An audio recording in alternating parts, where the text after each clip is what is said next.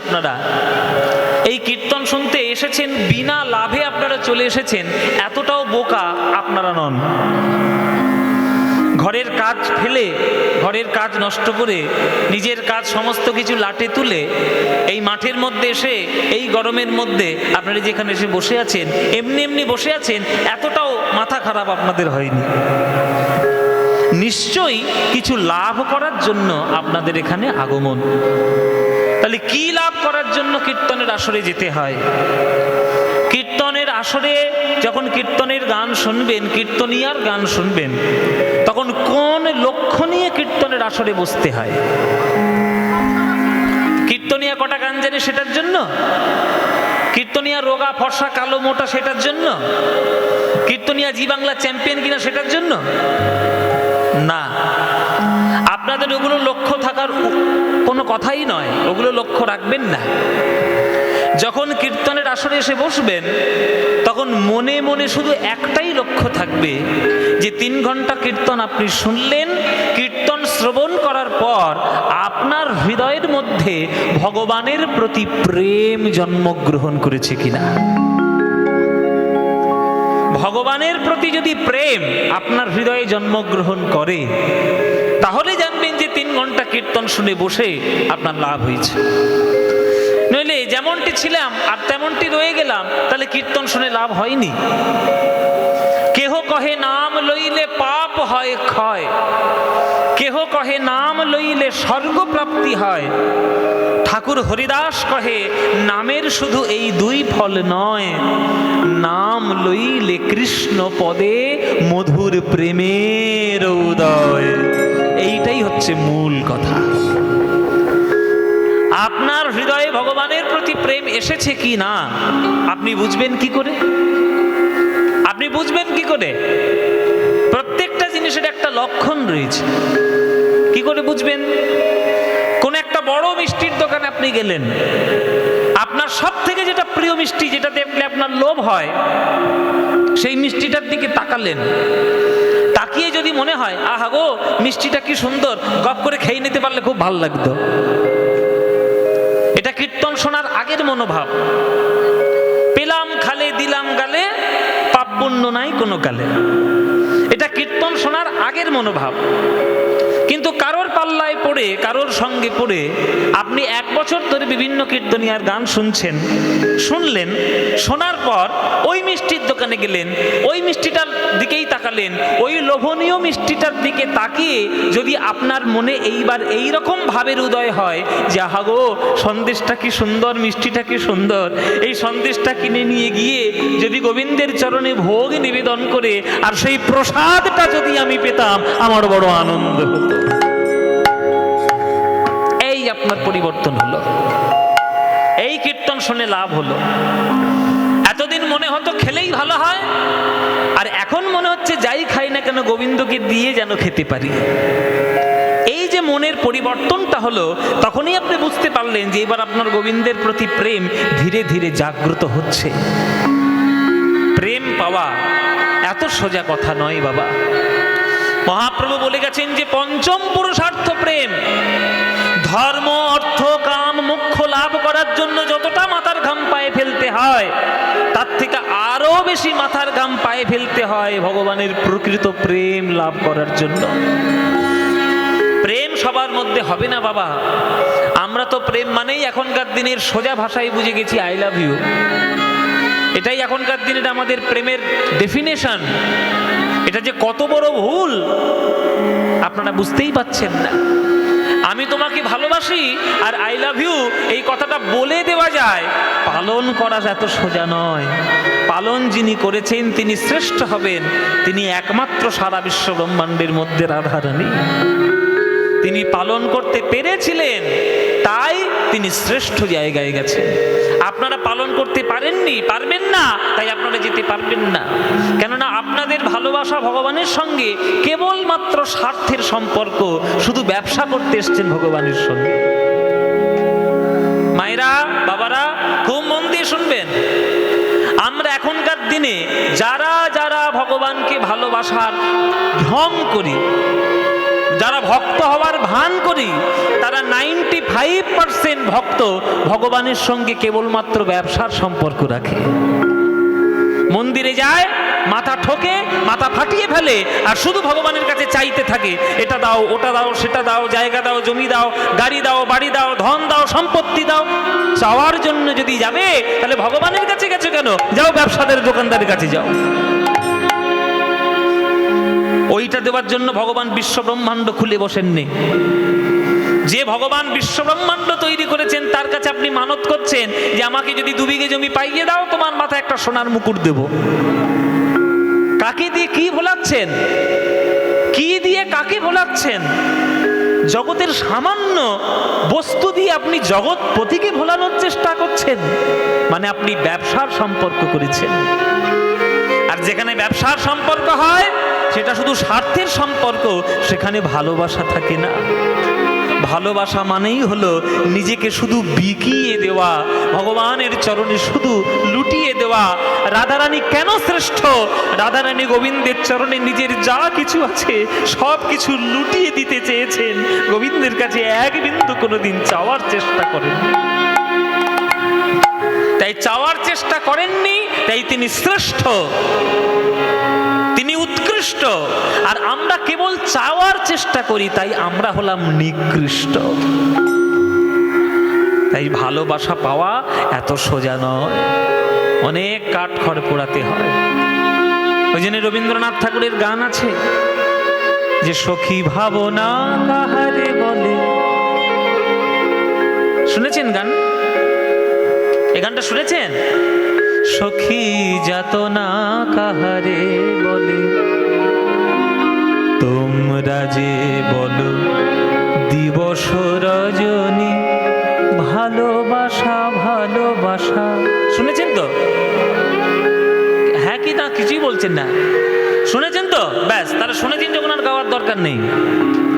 হ্যাঁ গাইবো? শুনেছেন তো আবার গাইবো? এক গান আবার কবার গাইবো? এই যে আপনারা বলছেন না গান গান, এই হচ্ছে প্রকৃত মধুময় গান, এই হচ্ছে প্রকৃত অমৃতময় গান। যে গান 2 দিন শোনার পর দূর করে ফেলে দিতে ইচ্ছে করে, সেই গান কখনো অমৃতময় গান হতে পারে না। আর যে গান 1,00,000 বার শোনার পরেও কখনো মনের আশা মেটে না, সেই গানগুলোর মধ্যেই অমৃত লুকিয়ে রয়েছে। রবীন্দ্রনাথ ঠাকুরের গান।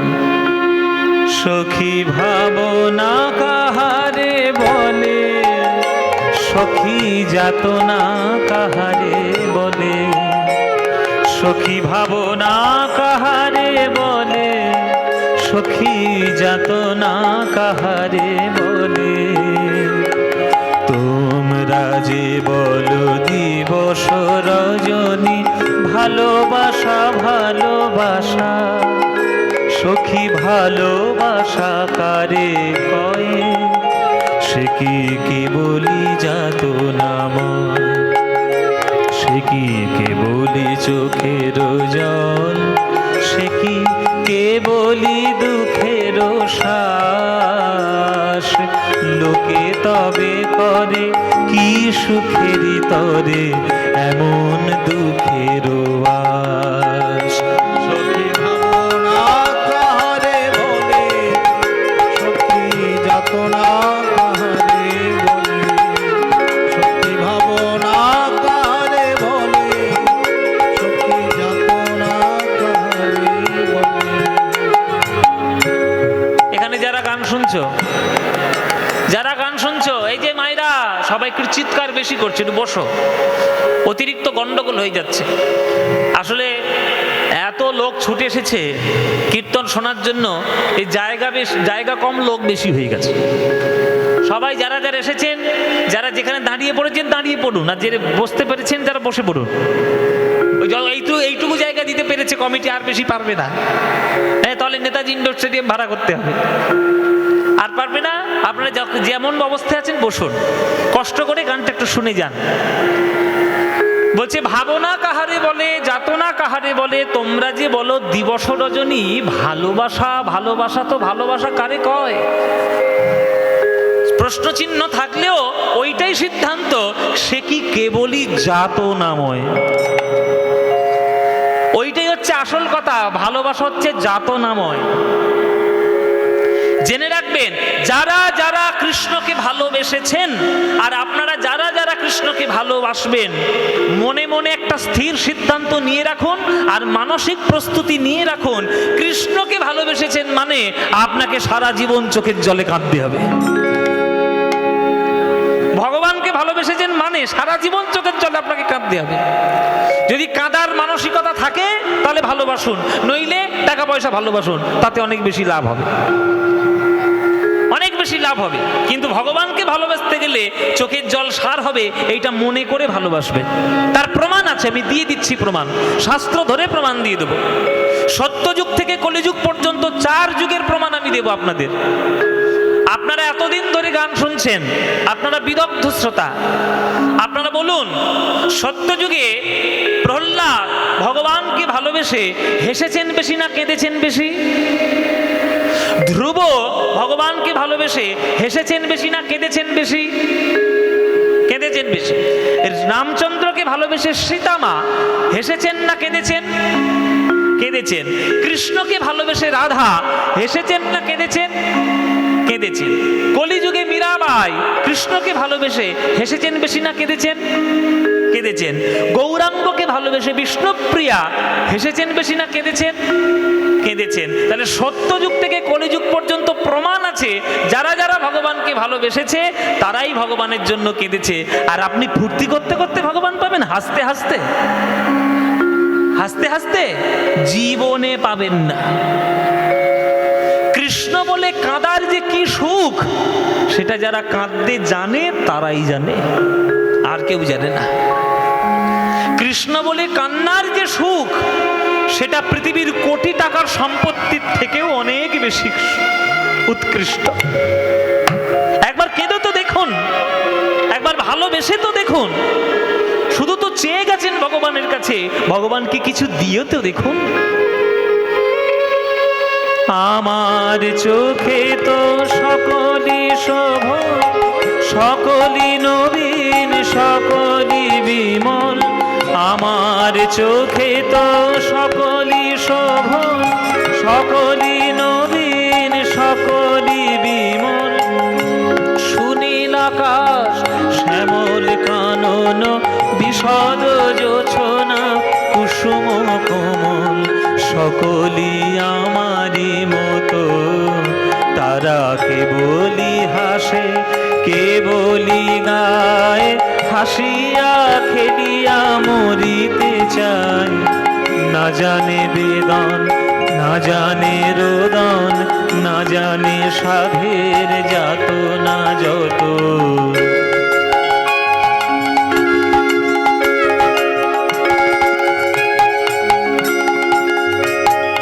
ফুল সে হাসিতে হাসিতে ঝরে, জোছনা হাসিয়া মিলায়ে যায়। হাসিতে হাসিতে আলোক সাগরে, আকাশেরও তারাতে আগে গায়। আমার মতো সুখী কে আছে, আয় সখী আয় আমার কাছে।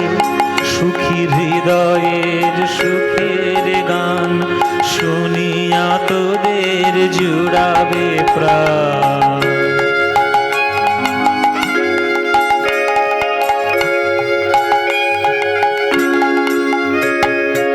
দেখবেন একটা বাজারে একটা ফুলের দোকান বসে, একটা বাজারে একটা হয়তো ফুলের দোকান বসে। সকাল থেকে সন্ধ্যে পর্যন্ত 100 খানা লোক গেছে তার কাছে ফুল কিনতে। এই 100 জন গেছে কিন্তু 100 রকমের মানসিকতা নিয়ে। কেউ ফুল কিনতে গেছে ঘর সাজাবে, কেউ ফুল কিনতে গেছে প্রেমিকের হাতে দেবে বলে, কেউ ফুল কিনতে গেছে বাবার চরণে দেবে বলে, কেউ ফুল কিনতে গেছে ঘর ডেকোরেশন করবে বলে, কেউ ফুল কিনতে গেছে বিয়ে বাড়ি সাজাবে বলে, কেউ ফুল কিনতে গেছে শ্মশানে মৃত বাবার চরণে দেবে বলে, কেউ আবার ফুল কিনতে গেছে ভগবানের চরণের পুজোর সেবায় লাগিয়ে ভগবানের সেবা করবে বলে। এই যে এতগুলো ফুল এতগুলো জায়গায় যে গেল, সবার থেকে ভাগ্য কার ভালো? কোন ফুলটার ভাগ্য ভালো বাবা? যে সরাসরি ভগবানের সেবায় গেল। আপনারা জেনে রাখুন, আপনারা হলেন ফুলের মতো, আপনারা প্রত্যেককে ফুলের মতো, জীবনটাকে ফুলের মতো চিন্তা করবেন যে ভগবান অনেক কষ্ট করে আপনার এই জীবনটিকে, মানব দেহটিকে সাজিয়ে গুছিয়ে জগতে প্রেজেন্ট করেছে, জগতে উপহার দিয়েছে। এটাকে যেখানে সেখানে নোংরামোর মধ্যে ফেলে রাখার জন্য নয়। একটা ফুলের যেমন ভাগ্য হয় ঈশ্বরের চরণে সেবা করার পরে, তবে মানব জীবনেরও সার্থকতা যদি ভগবান গোবিন্দের চরণ সে লাভ করতে পারে, তবেই তার সার্থকতা। জীবনটিকে ফুল ভাবুন, ফুল ভাবছেন না, জীবনটিকে ফুর্তি আনন্দের একটা যন্ত্র মনে করে ফেলেছেন। তাই আপনাদের দুঃখ দুর্দশা জীবনে কাটবে না, কাটছে না, আর কাটবেও না। কেননা আপনি শুধু জীবনটিকে এনজয় করার জন্য নিয়েছেন, আর ভগবান জীবনটিকে দিয়েছেন মানব দেহ পেয়ে, যাতে তুমি 84 লক্ষ জনের ভ্রমণ থেকে উদ্ধার করে গোবিন্দের চরণে শরণ প্রাপ্ত হতে পারো, শরণাপন্ন যাতে হতে পারো। তুমি ভাবছো না, তুমি জানছো না, বোঝার চেষ্টাও করছো না। ওই টিভিতে কিছু কিছু লোক গিয়ে বসে আর মাথার মধ্যে কুমন্ত্রগুলো ঢোকায় যে একটাই জীবন পেয়েছো, একবার হেসে খেলে আনন্দ করে এনজয় করে কাটিয়ে দাও। বিবেকানন্দ যদি এনজয় করতে চাইতো তাহলে নরেন্দ্রনাথ দত্ত হয়ে থাকতো, বিবেকানন্দ কোনোদিন হতে পারতো না। রামকৃষ্ণ ঠাকুর যদি এনজয় করতে চাইতো তাহলে এই গদাধর হয়েই থাকতো, রামকৃষ্ণ পরমহংসদেব হতো না।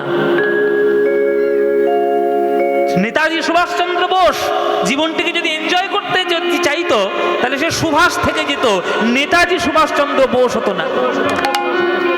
জীবনের উদ্দেশ্যটাকে ভাবুন। জগতে এসেছেন যখন কোন একটা কর্ম নিয়ে এসেছেন, সেই কর্মটাকে সার্থক করুন। আর জীবনের মূল লক্ষ্য রাখুন যে জগতে কাজ করতে এসেছি, যাব যখন স্বরূপেতে সবার হয় গোলকেতে স্থিতি, যেন ভগবানের চরণে চলে যেতে পারি। কখন চলে যাব কেউ জানে না, যাবার কালে যেন গোবিন্দের নাম নিয়ে যেতে পারি। ফুলের মতো হওয়ার চেষ্টা করুন, ভগবানের চরণে সেবায় দেওয়ার চেষ্টা করুন। প্রতিদিন যদি কাঁদিবি কেবল, একদিন নয় হাসিবি তোরা, একদিন নয় বিষাদ ভুলিয়া সকলে মিলিয়া গাহিব মোরা।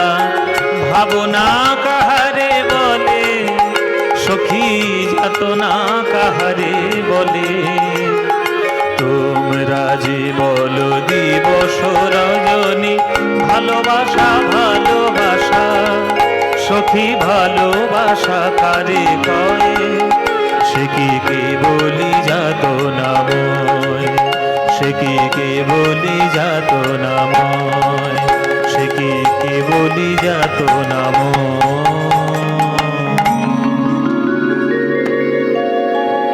রবীন্দ্রনাথ ঠাকুরের ভাব। তাই ভগবানকে যারা ভালোবাসবেন, দয়া করে স্বার্থের সম্পর্ক ভগবানের সঙ্গে রাখবেন না। ভগবানের সঙ্গে কেবলমাত্র ভালোবাসার সম্পর্ক রাখুন। আর ভালোবাসার মধ্যে যে আনন্দ পাওয়া যায়, ওই আনন্দ আপনি জীবনের কোথাও কোনো টাকা পয়সা দিয়ে রোজগার করতে পারবেন না। সেই আনন্দের ঘনমূর্তি হলো আমার গৌরাঙ্গ মহাপ্রভু। রাধা কৃষ্ণ মিলিত তনু হয়ে, আনন্দের ঘন স্বরূপ হয়ে তিনি আজকের আমাদের কলিযুগের মাঝে অবতীর্ণ হয়েছে। তাই ভক্তগণকে সঙ্গে নিয়ে তিনি আজকে সুরধ্বনির তীরে আনন্দ বিতরণ করছেন।